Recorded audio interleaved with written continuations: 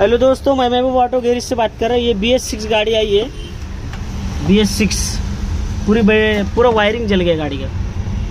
दिख रहा क्या? ये BS6 गाड़ी का पूरा वायरिंग जल गया। वायरिंग पूरा आगे से लेके पीछे तक जल गया। BS6 के यू मॉडल है। वायरिंग डालने के लिए ऐसे ऐसा खोलना पड़ता है। दिख रहा है क्या? BS6 गाड़ी का KU मॉडल है। अब इसका वायरिंग पूरा जल गया। देखो, गाड़ी बहुत प्रॉब्लम दे रही थी, स्टार्टिंग से लेकर हर चीज़ का प्रॉब्लम दे रही थी। गाड़ी झटका मार रही थी रनिंग में। जब इसका आगे से पीछे तक वायरिंग चेक किए तो पूरा जला हुआ निकला है। अब ये गाड़ी का वायरिंग लेके आएंगे और वायरिंग डालेंगे। BS6 गाड़ी है, KU मॉडल। ऐसा अच्छे वीडियो देखने के लिए लाइक करो और शेयर करो।